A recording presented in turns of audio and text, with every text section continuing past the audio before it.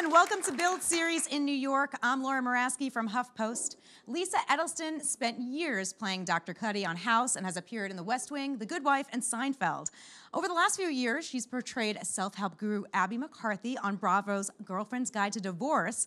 The show returns for its final and 5th season tonight. Here's an early look. Hey, Mom! Charlie, you gotta knock. Hey, buddy, we were just. Mike was too tired to drive after dinner, so he slept over. Mom, he's your boyfriend. I know you guys do sleepovers. I've been at this divorce game for quite a while now. I'm trying to be more spontaneous. I want you to move in with me. More open. Bomb drop. You're meeting the girlfriend? This is so much fun. It's an emotional hell of my own making. Oh. Maybe you should pump the brakes on the day drinking. Yeah. We're putting the past in the past. Onward. What I want is a baby. Well, it lives. This is nice. Yeah. It has been so long since I've had any fun. You want to go out? Grab a drink? Woo, woo. I was not expecting that. There are no shortcuts through this. We're flawed. Deal with it, because this is what you wanted. I'll be the last one standing. You have to make choices. When we were good, we were really good. We don't have to relive this. Phoebe, I wanted a sister. You and your ex-husband and your kid. Don't go there. I don't deserve you, Daryl. What does that mean? Once you make this decision, there is no going back. Please welcome Lisa Edelstein. Lisa, we are so excited to have you back at Build. Thank you. And it's a kind of a bittersweet time. It's a 5th season. It's the final season of your show. How are you feeling right now? It's funny because we shot this a year ago. So it's like seeing the show, like I never read it or memorized it or shot it because everything's new again. It was such a beautiful experience for me, and I love this season. Since we knew we were ending, we got to write a beautiful ending for all the characters in a way that was both satisfying but also made you yearn for a little bit more. Okay. So I think you'll be very satisfied with where the show goes as a fan of this show, and I hope you stick it out because it's this beautiful, beautiful 5th season. That's a really hard thing to do sometimes with a show, especially a show as beloved as this. Thanks. That, you know, you have to say goodbye to these characters that you feel like you've gotten to know over the last few years. But a lot of shows just get canceled. Yeah. And so it was a real advantage to us to know that we were doing seasons 3, 4, and 5, and then that was it. So they really wrote to that story. I thought season 4 was also really beautiful. They were my 2 favorite seasons. I mean, other than the pilot and sort of the introduction of this whole thing, there's something really special about knowing when you end, and it does something to the writing that you can't do on a show that is just sort of continuing without knowing whether it's coming back next season. Yeah, and a lot of shows face that these days. Yeah. Right? Like, Quickly. is it coming? And it sort of ends, but it doesn't. And they're Yeah. like, all right, we're back for another season. Now we got to figure out how to do 12 episodes or whatever, right? Exactly. So here you are back again. So you think that it's ending at the right time? I do. I think it's ending in where we still love these characters, where we don't feel like we've sucked these stories dry. There's still many more stories to tell about divorce, about mixed marriages, having children, raising somebody else's children. Like there are so many things that come up with divorce that are unique to that circumstance. But it's okay. We're in a good place. At the start of the season, we might see your character, Abbie, with Mike, potentially. Well, in the trailer. In the trailer, yeah. At least that's letting us think that. When they're in bed together in the trailer, does that mean they're in bed together? Is that real, what I'm seeing? He's back. Okay, yeah. he's back. So Yeah. what can you tell us about her romantic entanglements? Because I feel like Jake's not too far behind. Jake He's is always also around this a lot this Okay. season. I think, you know, the sort of chaos of her divorce has ended. I think season 5, Abbie gets to come into herself and make decisions that aren't coming from panic in the way she's done so much in seasons 1, 2, and 3. And certainly her relationship with Mike, she wants to grow up. She wants that relationship to mature. She wants to take bold moves, take bold steps. And that's pretty much where the season kicks off. Do you think that she's grown up throughout these last few years? For sure. Okay. How so? Well, she's been a pretty terrible alcoholic. I think this season that'll come to a head. Okay. She's really been lost and then found a few times. Her whole identity was sort of shattered in the first season, and she keeps trying to reinvent herself. And I think finally in season 5, she's not trying to do it externally. She's coming from a more legitimate place. So yeah, I think you can't keep telling that kind of frenetic story. At some point, you have to land and then move forward, and that's what she gets to do this season. I love it. What about her career? Where is she landing there? I cannot, for the life of me, remember. Something with lady parts. Right, lady parts. She and Barbara are working hard. Season 4 was, oh my God, it's like, I haven't seen it. I literally haven't watched this season. I don't want to watch it until it plays so that I can have fun watching it with my family. Will you watch it all in one stint, or will you watch it week to week like I'll watch everyone it week else? to week. Okay, Yeah, that's really fun. Do you sit down on your couch, kick back? Yes, I usually don't watch it with anybody because I worry that I won't like something that I did. Yeah, sure. But it's fun sort of live tweeting with the fans and seeing what their comments are. Then it also feels weird sometimes live tweeting with the fans because it feels a little narcissistic, and so then I stop doing it.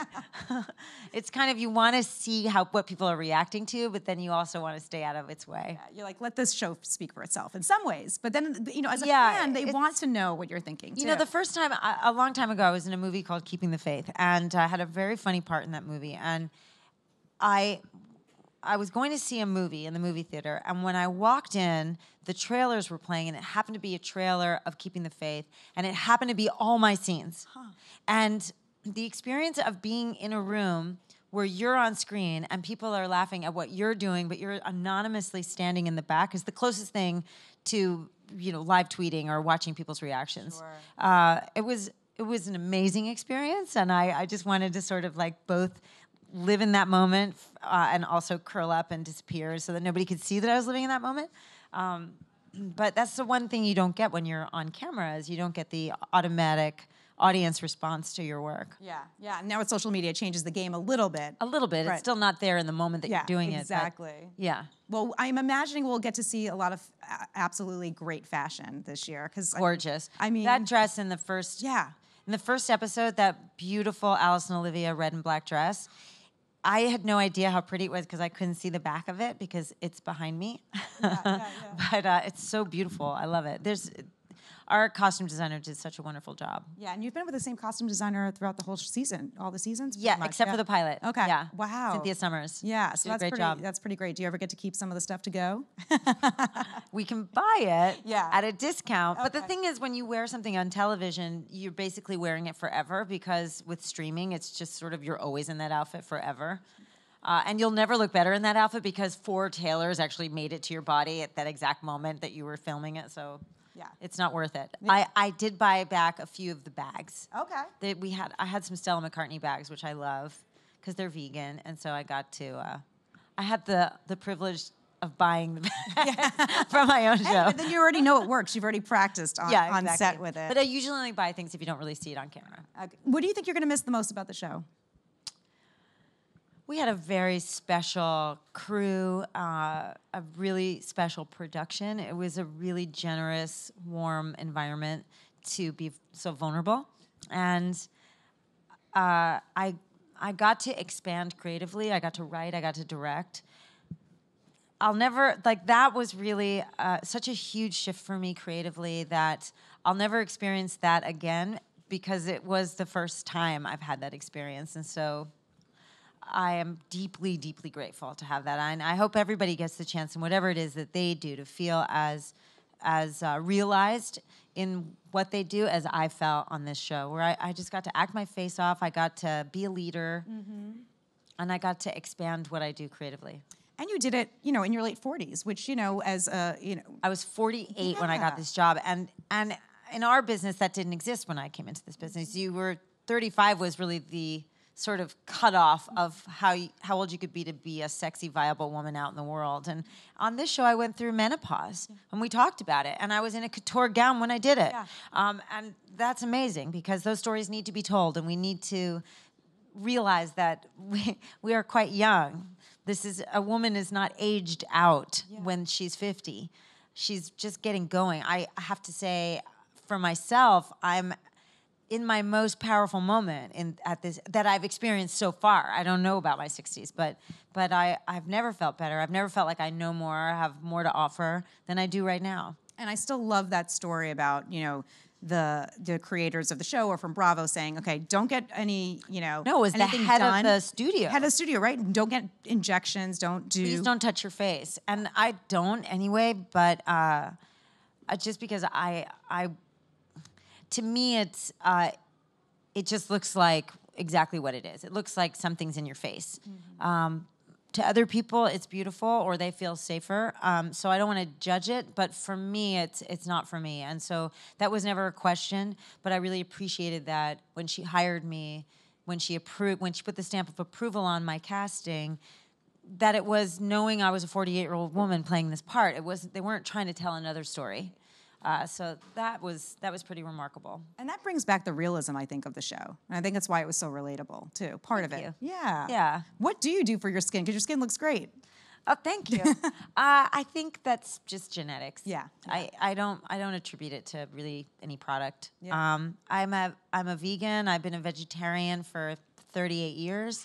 So also that might have something to do with it. What you put in your body is what comes out in your skin. Yeah. But I think I'm just fortunate. Well, kudos to you. Well, I say that because I don't want somebody who doesn't have good skin to feel like it's because they're doing something wrong. Because sometimes it's just the luck of the draw. But certainly what you eat has a big effect on how you feel, and how your skin is, the largest organ in your body, is going to be deeply affected by what you put in your body. I think that's a really good point. Yeah.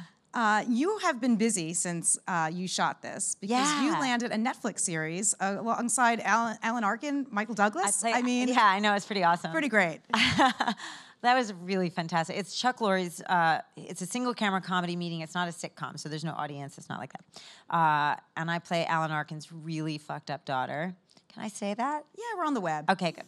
Well, I can say it now. You did it. I did You it. went there. I went there. I play his really fucked up daughter. It was so much fun. It's just a recurring character. I'm not one of the stars, but I loved it.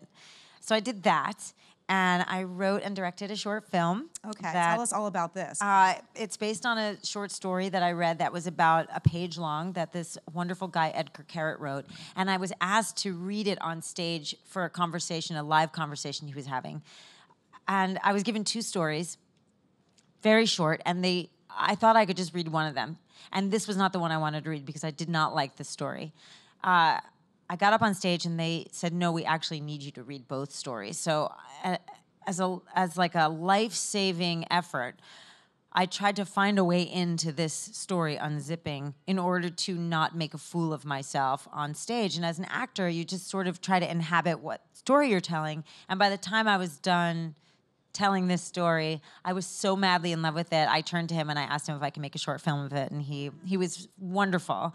So I made this short film with James LeGros and Jason Lewis, and it's premiering this summer. Okay. And they'll be going through festivals, hopefully, in a lot of places. Oh, I'll keep you posted. Yeah, best of luck with that. That's really exciting. Do you feel like you've gotten the director's bug at all now? Well, I had a great time directing on Girlfriends. I directed the third episode this season. Okay.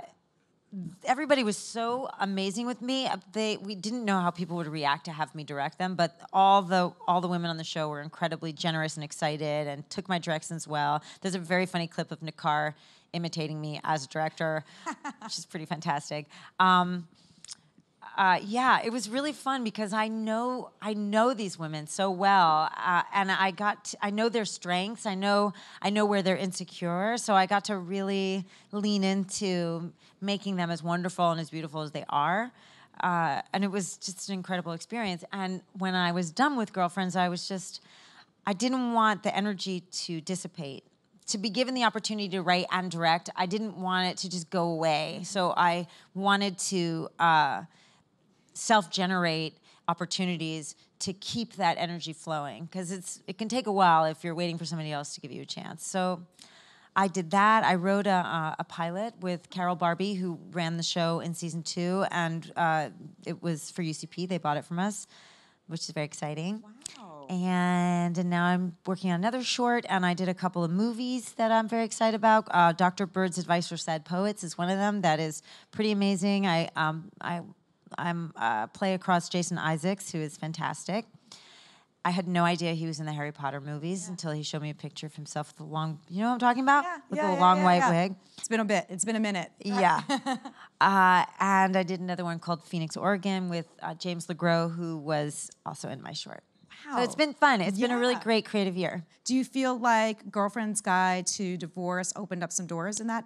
In every way possible. Yeah, okay. Well, I don't know if anybody else has had this experience, but I didn't feel like I could add to what I did until what I did felt realized. And so Girlfriend's Guide made me feel realized as an actor. I got to be funny and dramatic. I got to wear beautiful clothes. I got to be a leader. It was every opportunity that I had yet to have had. And so when I was in that position, I knew I needed to sort of eke out every opportunity that the job was offering me. And Marty was completely open to that. Yeah. She's an amazing boss. And Bravo was an amazing network to allow me to do all those things. Yeah, and I mean, it being the first scripted show for Bravo, there's a lot of pressure on you guys for success in that way too. Yeah, you know? there was. If you think about it, there was excitement and pressure for sure. I mean, they were trying to set the stage for the future of scripted on that network, and I think they're still creatively like making their way down that road. It's hard for broadcast television right now because people want to watch shows in one sitting. They want to know what happened. They don't want to wait unless it's a procedural like a law show or a doctor show. They want the answers now. We're used to getting the answers now. Yeah. So it's getting harder for commercially driven television to survive. Yeah, quite different than when you were on House, for example. That was a whole different time. It was a whole different time, but it was also a procedural. Yeah. So even though there was the underlying love story, that took up very little space in terms of what happened episode to episode. So you could wait. Yeah. You could wait because really you were satisfied by the medical story. By the time, from beginning to end, you had a big satisfaction because you knew it wasn't lupus. And right. They almost died 3 or 4 times. I know. Yeah. That's like a lot of really experimental medicine. And you and then I would lean in and say, you can't do that. And then the show ended. Well, you left before the show, and you weren't in the last season. Right? I was not. Yeah. Did you feel like you ended on like a note that you're like, okay, I'm done, I'm good? No, I left under really strange circumstances. Yeah. It was a very sad moment. Yeah, that's hard. It's always hard when you have something like that. It was heartbreaking. Yeah. It was a bad breakup. It was like any other moment in your life when someone breaks your heart. Yeah. It took me a long time to recover, and it also is the details are not something I've ever felt comfortable talking about publicly, and so that makes it even more difficult because people have their own ideas, and most of them are wrong. But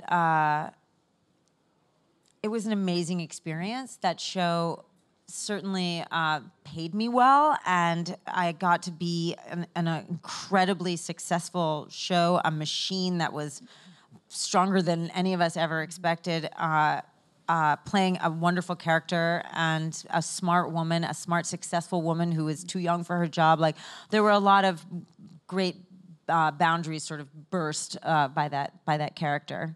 And then afterwards, I had to just say no to all the opportunities I got to play the same character in a different situation. Yeah. But you've done that. She works at the White House with an irascible man. Whatever. Just right.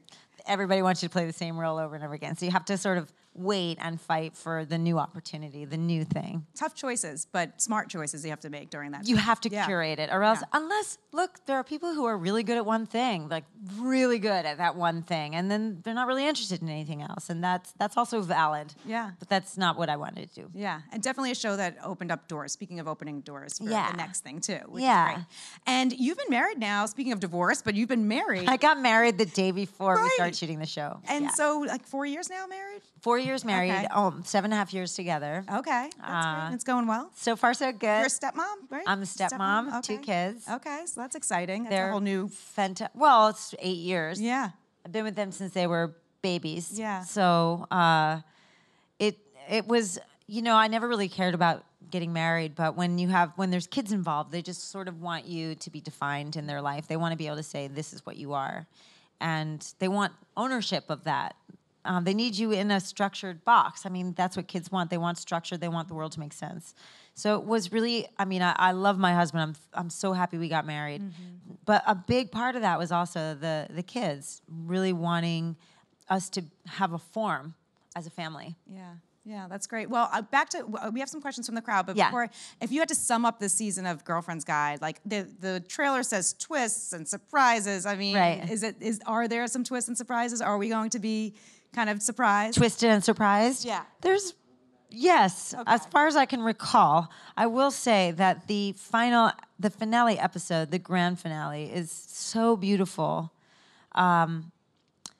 It's so beautiful. It's really well done. It's a great idea. It's a great way of helping the story come to a close. And there's wonderful relationship stuff in regards to Abbie and Mike and Jake and Abbie and the whole family, the family as a whole.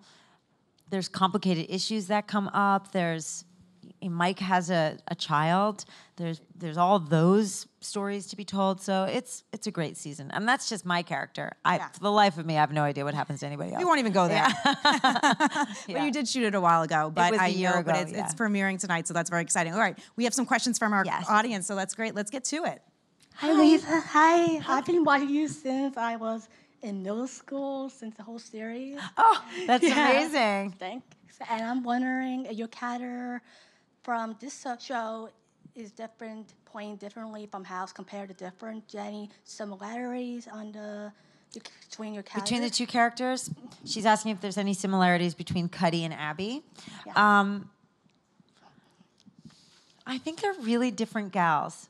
Cuddy leads with, she's analytical. She's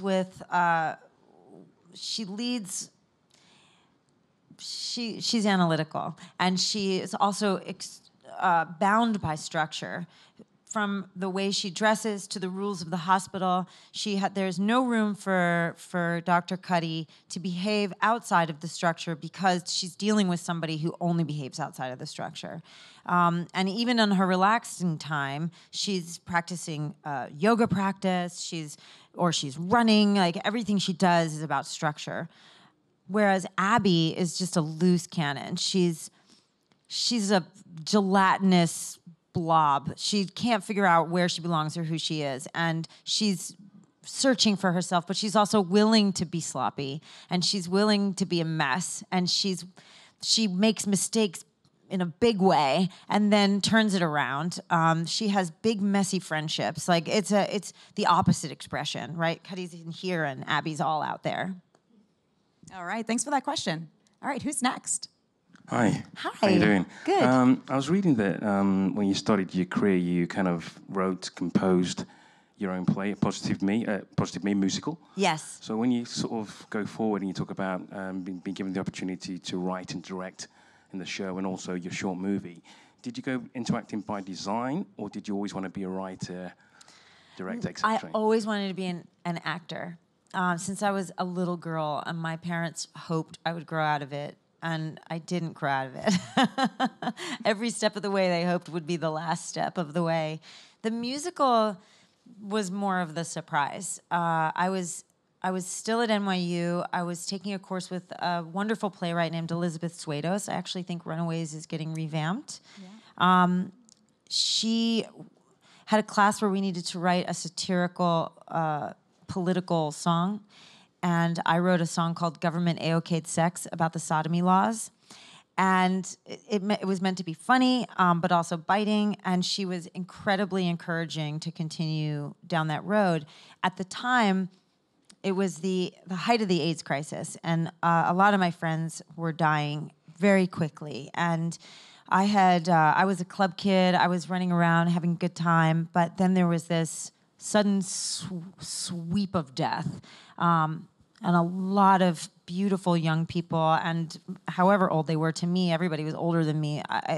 Their lives were just taken from us. We had 2, 3, 4 memorial services a week. I volunteered for a group called Gay Men's Health Crisis, where the job was to just visit people in the hospitals and keep them company while they were dying, because a lot of them were disowned by their families.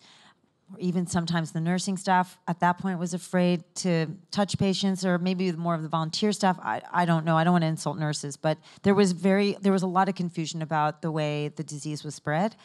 So they gave us a 72-hour workshop to learn everything that was known at the time about AIDS and HIV.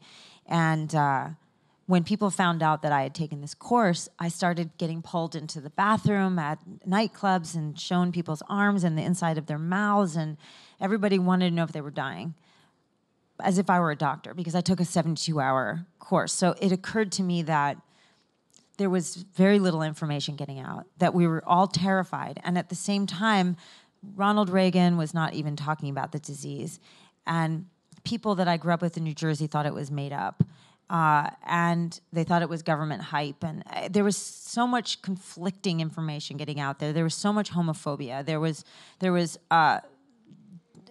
people who were drug addicts were just considered discarded already, and they were dying because of needles. So the play came out of a very organic place of just trying to make sense of what was happening. And the play, it was a musical comedy about AIDS. But, AIDS is not funny. What it was a comedy, what it was doing was it was shining a light, putting a mirror on the ways we live in denial of ourselves, denial of self-protection, denial of somebody else's illnesses, their needs. And it was a way of kind of comically looking at those aspects of behavior so that we could change them. Thanks for that question. What an incredible story. I mean, you mentioned that you're the club kid, but that this story kind of came out of that in some ways. And what's interesting, at the time, I had gotten very famous for no reason. I was, Maureen Dowd had written this article in the New York Times called Lisa in Wonderland, and it was all about, this queen of the night, whatever, this it girl thing. But there was no substance behind it. And so I had this very naked experience of celebrity, which is ugly, which is, you get all this attention, but if you have nothing to back it up, you really have no say over who people think you are, because you don't exist. You're a fiction. And I had 40 stalkers after that article came out, because my phone number was listed, my address was listed, because I was just a kid.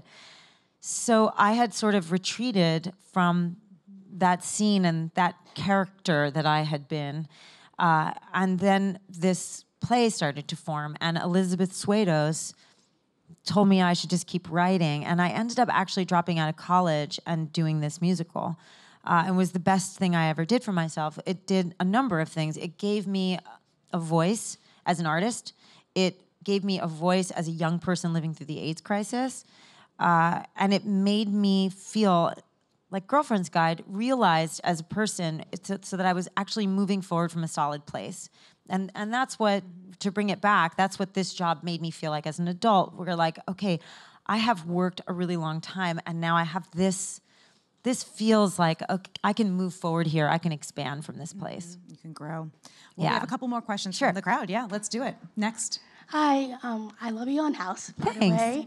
I was wondering, about this whole entire series, 5 seasons, do you have a favorite episode? Do I have a favorite episode? I think the finale. The pilot is always going to be something close to my heart, because it was so exciting.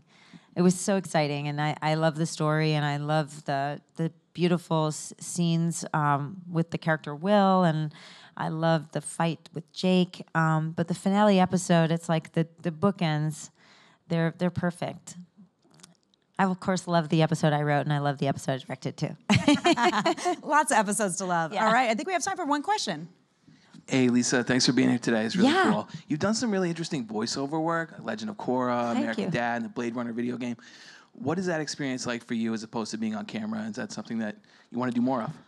Have you seen the Blade Runner video game? Not yet, but I'm excited about it. Yeah, I mean, I have it, but it was never in a format that I had access to. I love doing voiceovers. It's really cool to roll out of bed and just show up in a sound booth. I've sat next to, the craziest people. Henry Rollins was on Avatar. Wow. Yeah, I mean, it's cool. It's a very different job. I was on a cartoon called it was the Batman Superman Hour, and my favorite part of that was they would have these massive battles, and so you'd have to figure out what it sounded like to get hit in a certain way. Yeah, it's like, but you get hit, and then you slam against a wall, and then you slide down the wall. So that's more like, it's the funniest, goofiest job. It's great. I love it. Thank you for the question. Yeah, great questions, everyone. And Lisa, thank you so much for spending time today with us at Build. Girlfriend's Guide to Divorce premieres tonight, the last season. Give it up one more time. Lisa Edelstein, everyone. Thank you.